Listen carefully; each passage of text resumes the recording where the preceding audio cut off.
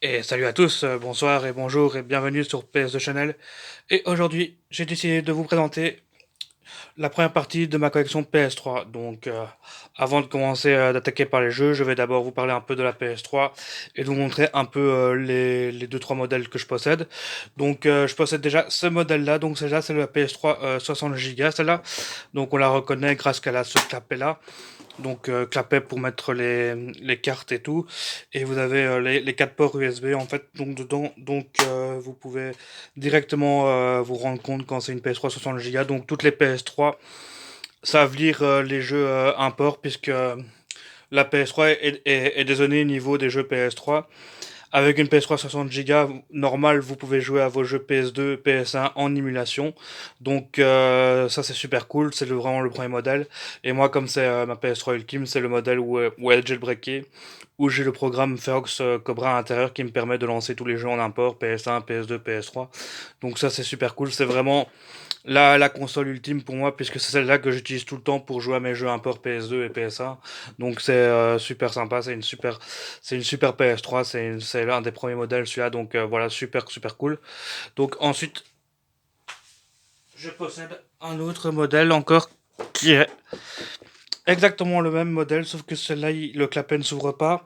Vous avez que deux ports USB en fait ici, et donc ça c'est le modèle 80 Go. Donc celle-là, c'est déjà là où Sony commence à retirer des fonctionnalités de la console. Donc elle ne sait plus émuler la PS2, mais elle peut encore émuler les jeux PS1, ce qui est vraiment ridicule, puisque ils auraient dû laisser la rétrocompatibilité sur les PS2 et PS1. Enfin, parce que c'est même pas une question de monnaie, hein. Là c'est une question qu'ils ont complètement bloqué l'émulateur PS2, puisque toutes les PS3, quand vous les jailbreaker, vous pouvez débloquer l'émulateur PS2 dessus. Donc ça, je trouve ça un peu ridicule que Sony a fait ça. C'est dommage qu'ils ont fait un truc pareil.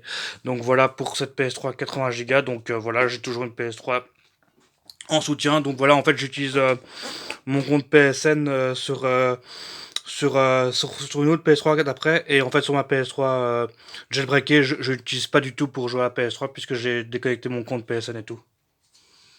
Donc voilà.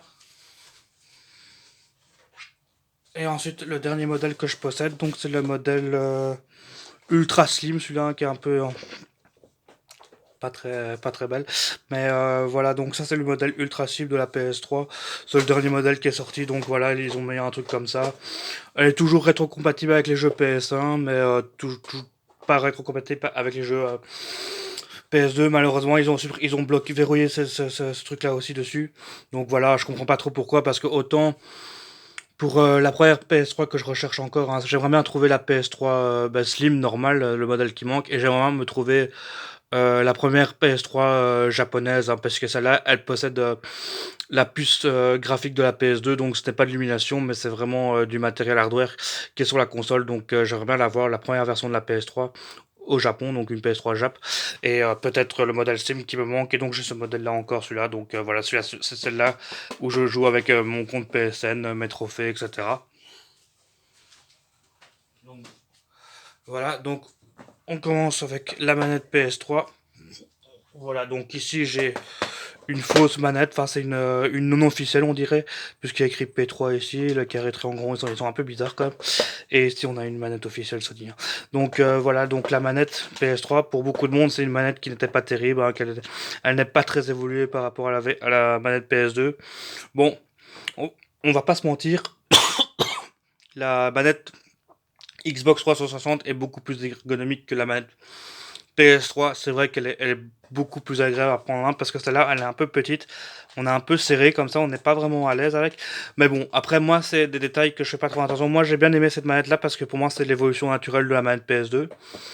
Voilà, elle est sans fil, elle est cool, les gâchettes sont un peu plus, elles sont un peu changées. Elle est quand même plus agréable qu'une manette PS2, hein, faut pas exagérer, mais c'est vrai qu'en soi, l'ergonomie de la manette Xbox 360 est 10 fois au-dessus, là, faut vraiment l'avouer. Mais moi, déjà dans les manettes, en fait, moi, ça me dérange pas, parce qu'en fait, on s'habitue à chaque manette, hein. Même moi, au début, je pensais que j'arriverais pas à jouer avec la manette GameCube, et puis finalement quand j'ai joué chez mes amis à l'époque, ben je me suis habitué et finalement j'ai trouvé que c'était une manette bien aussi. Pareil pour la manette Xbox 360, au début j'avais du mal aussi, je comprenais pas les touches, enfin je me trompais tout le temps et finalement je me suis habitué. Donc voilà, pour moi le fait de aimer une manette ou que le fait qu'elle soit bien ergonomique n'est pas pour moi un argument pour acheter une console. Moi vraiment, l'argument le principal pour quand j'achète une console, c'est vraiment ce que la console propose comme jeu, hein. Donc là, avec une PS3 60 Go, vous avez une PS1, une PS2 et une PS3. Déjà rien que pour la zone PAL, c'est déjà super, hein, quoi. Vous avez une super bonne console, hein. Donc voilà, moi, voilà une manette que j'ai bien aimée. Mais c'est vrai que ce n'est pas la meilleure non plus de Sony, hein, donc on sait pas. Moi, j'ai beaucoup aimé la PS3 parce que j'ai trouvé que c'était une encore des dernières générations où dans les jeux AAA, les développeurs prenaient encore des gros risques et faisaient des jeux assez différents, des jeux assez sympas. J'ai du mal à placer la PS3. Est-ce que je la mets au-dessus de la PS3, de la PS4 ou pas? Bon, vous savez très bien que la PS2 c'est ma console préférée ever.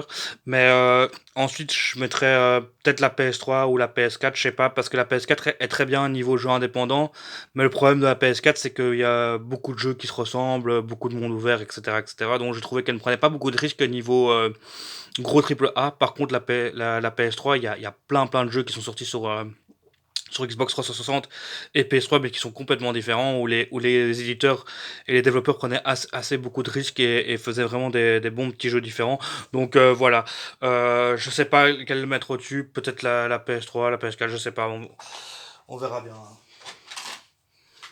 Alors, on commence directement la collection avec un mythe de la PS3, un God of War 3. On commence avec du lourd, hein, le God of War 3, hein, qui est vraiment une super claque, hein. C'est vraiment un des plus beaux jeux que j'ai vu tourner, hein. Il dépasse évidemment les jeux Xbox 360 niveau beauté, niveau... allez, franchement, quand on voit ce premier combat là contre Poséidon, hein, franchement c'est impressionnant quoi ce qu'ils ont fait Sony là. Franchement Sony Santa Monica Studio a tout éclaté. Franchement ils ont vraiment fait un super jeu qui est vraiment mythique. Après faut aimer les God of War like, hein, les God of War. Mais franchement moi c'est des jeux que j'ai toujours adoré, hein. J'ai adoré God of War 1, God of War 2. Je préfère quand même les deux premiers God of War qui sont sortis à la base sur la PS2. Mais je trouve que le God of War 3 est vraiment une super claque. C'est vraiment le plus beau jeu de la console. Mais justement, petite anecdote, hein, moi j'ai acheté ma console en 2010, hein, quand j'ai commencé à travailler pour la première fois comme étudiant, hein, dans un carrefour à l'époque. Et ben, avec mon premier salaire, je me suis acheté la PS3 et je me suis acheté God of War 3. Et j'avais pris Demon's Souls aussi en même temps. Donc voilà, j'avais pris deux bons jeux avec. Et après, une fois que j'ai eu la PS3, laisse tomber, hein, j'ai pu toucher à la Xbox 360, j'ai vraiment joué qu'à la PS3 et c'est pour ça que j'ai vraiment adoré cette console. C'est vrai que je préfère les jeux sur PS3 que sur Xbox 360, enfin en tout cas les exclus. Mais quand il s'agit de jouer à des jeux qui sont portés sur les deux supports, bah, je préfère jouer sur Xbox 360 parce que je les trouve plus fluides sur Xbox et les chargements plus rapides. Mais bon, voilà. Donc God of War 3 a vraiment une super claque, hein, le plus beau jeu de la PS3, hein. Clairement, il y a peut-être bataille avec le premier The Last of Us, mais finalement quand on y pense, God of War 3 est quand même beaucoup plus impressionnant, surtout niveau lumière, niveau... Enfin, je sais pas. Moi, c'est vraiment la plus grosse claque que j'ai pris sur la console, hein. Vraiment un super jeu, hein, le God of War 3. Bon, comme j'avais déjà nuancé, le personnage de Kratos est beaucoup moins nuancé, il est beaucoup moins tragédie grecque, il est beaucoup plus bourrin comme ça. Ça m'a un peu dérangé de le voir comme ça, mais bon, en même temps, on peut pas en vouloir à Santa Monica Studio, hein. On leur avait demandé de faire un God of War hyper vénère, un Kratos qui défonçait tout, ils l'ont fait. Ils nous ont rendu ce que nous voulions, et la série God of War aurait pu très bien s'arrêter avec le God of War 3. Mais bon, voilà, on va pas refaire l'histoire. Voilà, un super jeu, vraiment un des meilleurs jeux de la console, hein, clairement. God of War 3. On continue avec une compilation des God of War. Donc ça, c'est les God of War Chain of Olympus et Ghost of Sparta. Ghost of Sparta est très bien.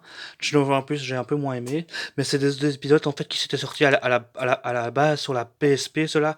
Et donc voilà, ils ont été portés en HD sur la PS3. Donc voilà, super, hein, si vous voulez vous faire ces deux épisodes-là qui sont très ressemblants à God of War 2. Hein. C'est vraiment du même moteur de jeu God of War 2. C'est vraiment des portages... des versions PSP. Ils ne sont pas sortis sur PS2, ils sont sortis directement en HD sur PS3, en classique HD comme ça. Donc voilà, je vous les conseille. C'est pas les meilleurs épisodes, mais ça reste dans la lignée des God of War, ça reste vraiment des bons jeux hein, quand même, hein. Mais même si il est quand même moins bien que God of War 1 et quand même moins bien que God of War 2, on va pas se mentir. Mais ça reste qualitatif et si vous aimez bien la licence, je vous les conseille quand même. Bon, si on a le God of War Ascension, bon celui-là c'est pas le meilleur, hein, celui-là il m'a un peu déçu. C'est vrai que là on commence à tourner en rond dans la série God of War. Donc voilà, je peux comprendre l'espèce de reboot, enfin le changement de ton qu'ils ont fait avec God of War 2018, hein, où c'est un jeu beaucoup plus posé, beaucoup plus scénarisé. Donc voilà, c'est vrai qu'à la fin ils tournent en rond, mais ils auraient pu très bien arrêter à God of War 3. Donc God of War Ascension, il est sympa, mais ce n'est pas non plus un épisode exceptionnel, hein. Il va pas rester gravé comme les autres, hein. Et ici, on a vraiment une compilation qui est super, hein. On a la compilation de God of War 1 et God of War 2 en classique HD sur la PS3. Donc, comme vous pouvez le voir, moi, c'est une version américaine. J'ai fait exprès de prendre une version américaine parce que les versions américaines de God of War 1 et God of War 2 sont non censurées, alors que les versions européennes et japonaises sont censurées pour God of War 1. Il y a beaucoup plus de choses dans God of War, donc de gore, de violent dans les versions américaines. Donc voilà, je l'ai pris exactement pour ça. J'aimerais vraiment me trouver ce truc-là en pâle, God of War collection avec les jaquettes pâles dessus. Mais bon, le problème c'est que c'est un objet que je ne trouve pas partout et en plus quand je regarde sur Amazon, ils se vendent quand même assez cher les versions pâles de celui-là. Et ou alors il y en a des moins chers, mais c'est des éditions classiques et j'ai pas envie de prendre des éditions classiques pour cela. Mais voilà, donc super, hein, ça, si vous voulez faire les God of War dans des bonnes conditions, je vous conseille vraiment de les faire. C'est vraiment des jeux exceptionnels, hein. Vraiment, les deux premiers God of War sont vraiment super, hein. Le premier qui est très bien niveau histoire, mais par contre on tourne un peu en rond puisqu'il y a quand même une grosse partie du jeu où tout se passe dans le temps de Pandore et ça peut saouler à la fin. Et le God of War 2 qui est une vraie odyssée, qui est vraiment un super jeu, qui est vraiment spectaculaire. Sauf le seul problème c'est que l'histoire est vraiment pas terrible dans le 2, mais bon voilà. Comme c'est une suite, bon voilà. God of War, collection. Ensuite dans le même genre, on a les deux... bon, je vais prendre les deux en même temps. On a les Castlevania Lord of Shadow. Donc voilà, ça c'est des Castlevania Lord of Shadow 1 et Lord of Shadow 2 qui sont dans la sauce de God of War, hein. Donc voilà, ils ont pris la licence Castlevania et ils ont fait un espèce de God of War-like avec. Le Castlevania Lord of Shadow 1 est très bien, il est très bon, moi j'ai beaucoup aimé. Celui-là, c'est vraiment une licence que j'apprécie beaucoup, Castlevania. Surtout pour les épisodes PS2 et PS3. C'est vrai que les épisodes d'avant, je les ai pas trop connus puisque ils sont déjà assez chers sur Super Nintendo et tout, donc c'est vrai que j'ai pas envie de mettre de l'argent pour acheter des pièces comme ça. Mais j'avais testé un Castlevania, une version arcade sur la rétro Alpha Loader, hein, que j'ai sur ma PS3 jailbreakée. Mais je préfère vraiment ces versions-là, surtout le premier qui était excellent, j'ai adoré l'histoire, j'ai adoré le truc. Le 2, comme beaucoup de monde, j'ai pas aimé, j'ai trouvé que c'était une blague. C'était vraiment pas terrible le 2, hein, surtout le passage là où on doit passer et tout là. Non, franchement, l'infiltration qui était mal foutue dans le God of War 2. Mais bon, voilà, ils existent tous les deux. Donc voilà pour ces deux Castlevania Lord of Shadow. Ensuite, on peut continuer avec une autre série, hein. Donc on a les Prince of Persia. On va commencer par parler de celui-là, hein. Donc Prince of Persia Trilogy, hein. Donc Prince of Persia Trilogy, c'est vraiment le Prince of Persia en classique HD avec les Sables du Temps, la Reine du Guerrier et les deux royaumes. Donc moi, j'ai toujours eu une préférence pour l'âme du guerrier, mais c'est vrai que le premier Prince of Persia est excellent aussi. Je dirais même que c'est celui-là le plus charismatique, le plus conte de nuit. C'est vraiment celui-là qui respecte vraiment bien une ambiance vraiment particulière, vraiment excellente. Le 2, moi, je l'ai préféré pour son côté mature, son côté très sombre, et j'ai bien aimé le fait qu'on soit tout le temps bloqué sur l'île et qu'on doit jouer avec les mécaniques de temps pour aller en arrière, dans le futur, dans le présent. Et enfin, c'était vraiment super bien foutu ce jeu-là. Ils l'ont vraiment bien fait. En plus, il y avait blindé de combos de plus pour le prince. Alors ils ont fait un troisième opus où ils ont retiré des combos de celui-là pour refaire des combos de celui-là. Donc celui-là est plus recherché niveau combo que celui-là et celui-là. Mais Ouais, parce que les deux royaumes, je l'ai pas trop aimé, hein. On sent vraiment la fin, on sent vraiment qu'ils avaient plus d'idées. Ils ont bien fait d'arrêter après ça, ils ont pas tiré en longueur. Et donc après celui-là, super super.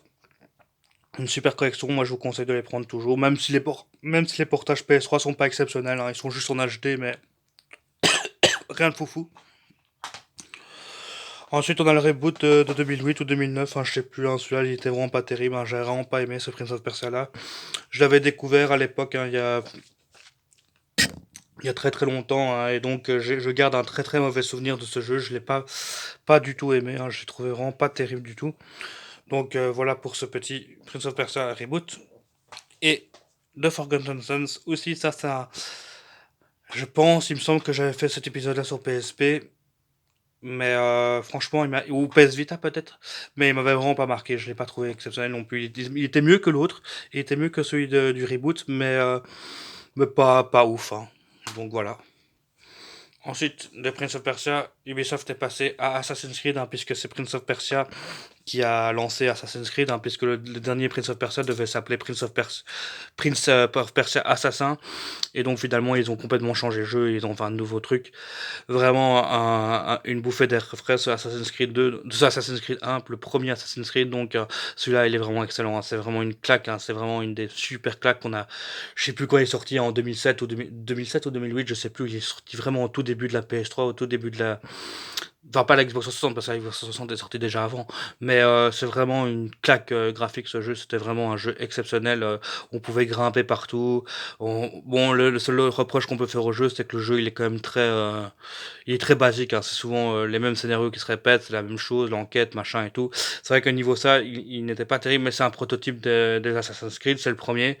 Il a sa place dans la série, c'est vraiment un jeu qui a quand même pas, qui a quand même révolutionné niveau des graphiques, niveau du fait de grimper, qui était bien fait. Enfin, c'était vraiment un jeu pour s'évader. On n'avait jamais vu des jeux comme ça aussi bien faits, surtout dans cette époque-là, quoi, dans les croisés, dans la croisade là pour Jérusalem et tout, quoi. Franchement, super licence. Alors moi, j'ai bien aimé le premier, j'ai adoré Altaïr évidemment. Et donc voilà, moi le premier Assassin's Creed, j'en garde de très bons souvenirs nostalgiques parce que c'est vraiment le jeu qui m'a mis la baffe, vraiment une baffe, mais vraiment énorme, quoi. Donc voilà pour le premier Assassin's Creed, un très très bon jeu. Bon, aujourd'hui, c'est vrai que ça peut être dur de retourner dessus, mais voilà, il était très bien pour son époque. Ensuite, on a la masterclass Assassin's Creed 2, hein, donc avec Ezio Auditore, hein. Autant vous dire que celui-là, c'est vraiment le meilleur, hein. C'est vraiment, je suis d'accord avec les gens, hein, parce que beaucoup de monde disent que le Assassin's Creed 2 est vraiment le meilleur. Et c'est vrai qu'il y a un côté chez Ezio et même dans l'histoire, dans le fait que ça se passe dans Rome comme ça. Enfin, le premier se passe à Florence, celui-là il se passe à Rome et celui-là il se passe à Constantinople. Donc le fait que ça se passe comme ça dans l'époque, je sais plus comment ça s'appelle, un Florentin ou Florentine, je sais plus quoi, eh ben j'ai vraiment adoré, hein, c'est vraiment super, hein, c'est vraiment une bonne histoire, c'est vraiment deux super Assassin's Creed, le Brotherhood est très bon aussi, hein, les deux là sont super, c'est vraiment l'Arcade qui est excellent. Et ensuite on a le Révélation, et là on sent la fin, on sent que c'est plus terrible du tout. Donc voilà, pour le Révélation, ça se termine un peu en n'importe quoi. Mais voilà, il existe, hein, donc pas exceptionnel, hein, pas nécessaire non plus, hein. Et ensuite, on a le 3 et le Rogue. Donc je crois que je dois tous les avoir, les Assassin's Creed sur PS3. Il doit peut-être que le Black Flag est sorti aussi sur la PS3, je sais plus, parce que j'ai un doute, hein, maintenant, mais peut-être qu'il est sorti en cross-gen, le Black Flag. Donc faudra que je check ça. Et donc on a le 3 avec, je sais plus comment il s'appelle, hein, ce assassin qui est pas charismatique du tout, que l'histoire est vraiment nulle. Et le Rock j'ai bien aimé parce que on est dans le Grand Nord canadien, et comme moi j'ai vécu beaucoup au Canada, j'avais adoré. Et donc là on contrôle un Templier, donc ça c'était vraiment sympa, ça changeait un peu pour une fois. Donc voilà, c'était un très très bon épisode celui-là. Et le 3 moi je l'ai aimé pour l'époque américaine comme ça, j'ai bien aimé me battre contre les gars en tunique rouge et tout. Mais ensuite, le jeu, l'histoire était vraiment pas terrible. Enfin, on voit très bien que les scénarios commencent à décliner, et même l'arc Desmond commence à décliner aussi. Enfin, franchement, c'était pas terrible ça. Ensuite, on a un chef-d'œuvre ici, Ico et Shadow of Colossus, hein, donc deux chefs-d'œuvre qui sont sortis sur la PS2 à la base. Donc des excellents jeux, hein, vraiment Ico et Shadow of Colossus, hein, qui sont vraiment des jeux poétiques, des jeux magnifiques. Moi j'ai quand même une préférence pour Shadow of Colossus, je trouve qu'il est quand même plus émouvant, etc. Il m'a vraiment ému ce jeu-là. Ico un peu moins, mais c'est vrai qu'il est très bon aussi. Mais je sais pas, moi j'ai une sensibilité pour Shadow of Colossus. C'est vraiment le jeu qui a mis la PS2 par terre. C'est le jeu qui a montré de quoi la PS2 était capable et que ce n'était pas une console que, comme beaucoup de monde dit, qui était dépassée. Non, non, c'est une console qui a sorti quand même un jeu comme ça, quoi, hein. Franchement, fallait le faire, hein, quand même. Et ensuite, on a le jeu que j'avais acheté en deuxième avec God of War, hein, Demon's Souls. Alors voilà, Demon's Souls, je l'ai directement acheté en 2010 en même temps que God of War. Donc voilà, j'ai adoré direct, hein. J'ai directement adoré ce jeu parce que j'ai trouvé que la difficulté était vraiment super. J'ai vraiment adoré l'univers, sauf que je trouve que dans Demon's Souls PS3, il est beaucoup plus dur que le Demon's Souls qui a été fait qui a été refait sur PS5, puisque dans celui-là il y a quasiment pas de loot. Vous allez être remporté, vous en trouvez deux au début du jeu, et si vous ne les trouvez pas, bah, la fin lâche, ça va être super dur pour l'avoir. Donc voilà, très très bon jeu, hein, vraiment. Je préfère l'expérience PS3 que l'expérience PS5, même si la version PS5 est beaucoup plus jolie, hein. C'est vrai que il est bien plus joli, mais bon, voilà, la beauté fait pas tout, hein. Comme je dis, les graphiques et tout, la fluidité des jeux, pour moi, ça m'importe peu. Moi, c'est vraiment l'expérience des jeux. C'est pour ça que je préfère la PS3 à la Xbox 360, parce que je trouve que les exclus PS3 sont bien au-dessus que les versions Xbox, hein, mais même sur toutes les consoles. Je trouve que les exclus Sony en général sont beaucoup plus impactantes et bien mieux que Microsoft, hein. Franchement, on va pas se mentir, hein. Ensuite, on a le Dark Souls, hein, donc en limited edition. Donc celui-là, c'est vraiment un jeu hyper cool, hein. C'est vraiment l'évolution de Demon's Souls, sauf que celui-là il est bien mieux. Il y a un level design de malade dans ce jeu. C'est vraiment un des plus beaux. Enfin, c'est vraiment un des meilleurs level design que j'ai vu. C'est un jeu qui est ultra exigeant. C'est un jeu où les zones sont complètement folles, où vous allez péter des câbles et tout. Mais franchement, ça c'est vraiment un jeu exceptionnel pour la PS3, hein. C'est vraiment une super belle pièce. C'est vraiment. Ouais, c'est vraiment. Mais par contre, celui-là, il est sorti sur la Xbox 360 aussi, hein. Il n'est pas exclusif, hein. J'avais trouvé il y a pas longtemps la Dark Souls Prepare to Die Edition, que je vous montrerai dans une prochaine vidéo. Mais là, je l'ai pas retrouvé du coup. Et donc, il y a aussi le Dark Souls 2. Donc voilà, le moins bon Dark Souls, hein. Pour moi, c'est vraiment le Dark Souls qui est pas terrible, hein, celui-là. Donc voilà, moi, je l'ai pas aimé. J'ai trouvé trop déconnecté par le reste de la série. J'ai trouvé que je sais pas, on le sait très bien, c'est parce qu'Hidetaka Miyazaki n'était pas dessus et qu'il a légué à une deuxième équipe qui ont fait un peu ce qu'ils voulaient. Mais c'est vrai il y avait beaucoup moins de charme, il y avait beaucoup moins. Enfin, j'ai pas aimé Majula. J'ai pas aimé les boss en général. En plus, il y a beaucoup de boss qui se répètent dans le jeu, donc voilà, c'est pas le même niveau c'est pas la même acabit que Dark Souls 1 ou Dark Souls 3 où on voit vraiment que c'est au-dessus, quoi, tu vois.